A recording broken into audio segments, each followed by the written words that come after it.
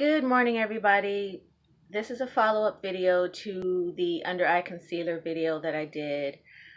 Um, I just want to say that I didn't get any pigment into my skin, okay? So I tried the procedure multiple times and I wasn't able to get any pigment into my skin under my eye area. What I ended up doing essentially is just microneedling the eye area, which allowed the layer of skin that was on there to be kind of sloughed off, and then the new skin underneath it, of course, is new and pretty and beautiful and much lighter and much nicer looking and more good looking. So yeah, as far as like the DIY under eye concealer thing, I haven't even succeeded at that at all. So I spoke with a tattoo artist of mine who said that he might be interested in maybe performing some of the permanent makeup features for me, which I don't think is a bad idea. He's a professional tattoo artist. He doesn't do permanent makeup, but I would love to hear about his views on the whole permanent makeup thing from a professional tattoo artist's point of view. So I'm excited about that.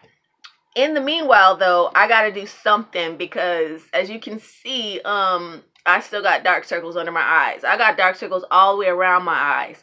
And that's basically because I performed a procedure that was like, like a mini eye lift. So I had to like place little tiny little dots of burns with the plasma pen all around my eyes. And it looked really nice. My eyes got tighter and it did work. But, having dark skin, you really, when they say don't go in the sun after you get something done, like seriously, if you have dark skin, do not go in the sun, not even close. Like don't even, go outside without a hat or without your shades or anything, because as soon as that sun hit that skin, my melanin was like, here it is, I'm here. It just immediately started to repigmentate the area like with force.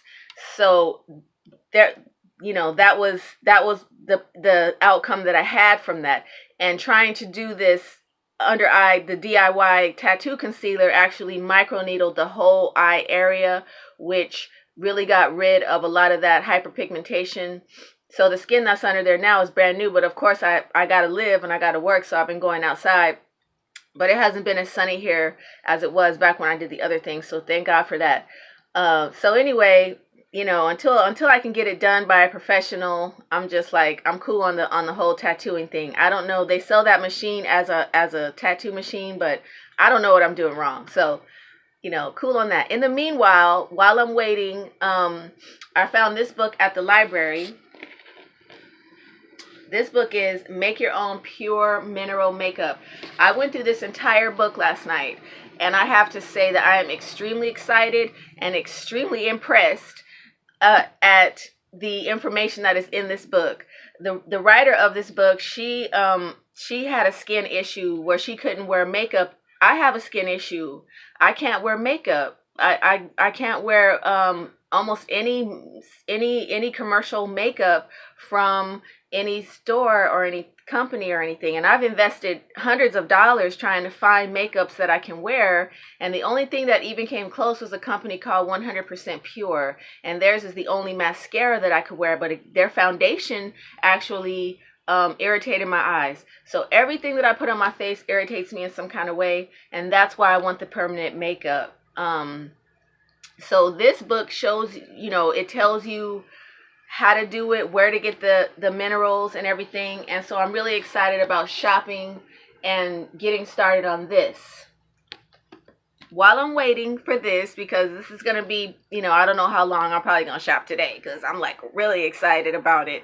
And apparently the ingredients to the makeups aren't really all that expensive, the oxides and whatnot.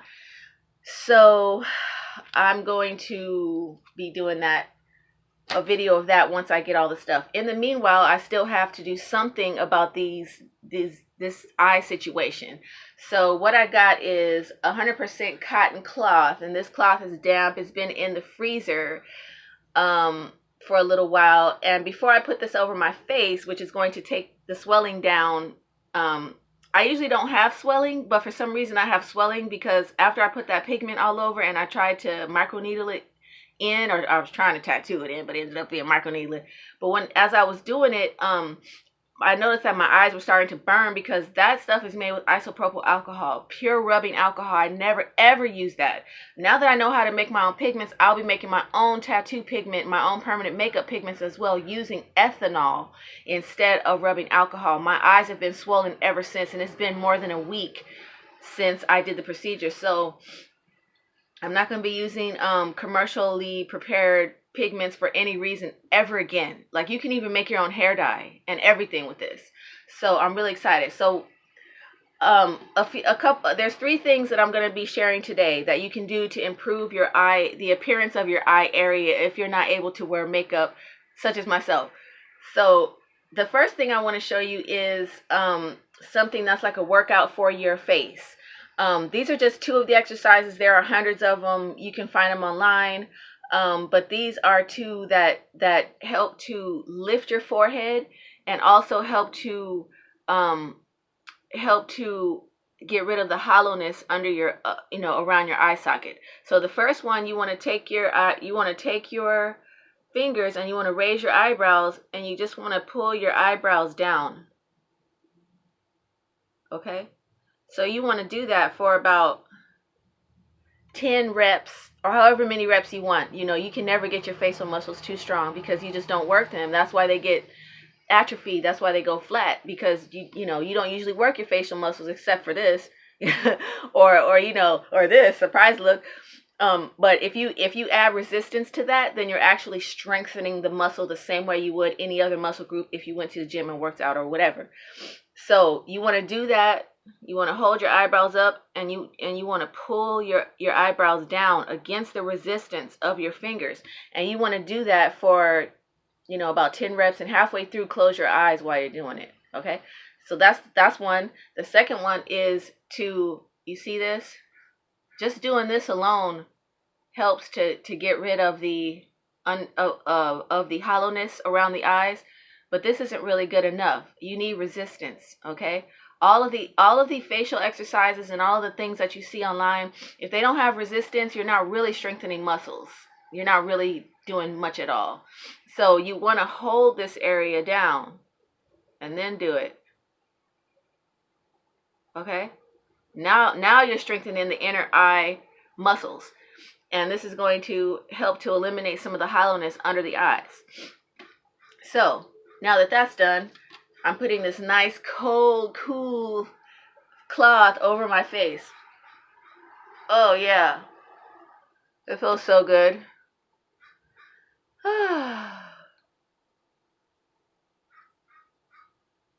This reminds me of that movie, Mommy Dearest. I don't know, it's for people who've seen old movies, but there was a really famous movie called Mommy Dearest with Joan Crawford.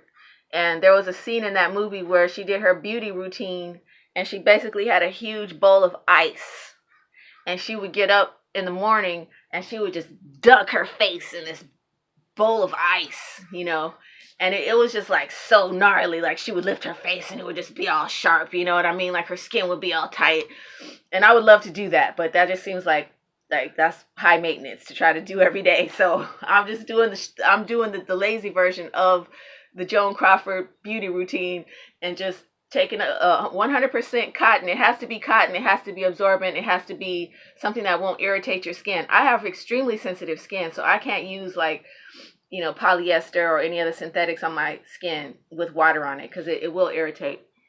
But that feels real good. So then after that, the next thing I'm going to do is this wonderful remedy that I saw on YouTube that has to do with turmeric. So you just take the turmeric and you put the turmeric with some water. I'm using filtered water because the tap water in our country really just isn't drinkable. Let's just face it. We can't drink our tap water here in America. So there. So anyway, I got my Brita, and I'm just going to add some water to that. And I added too much, so I'm going to dump a little out.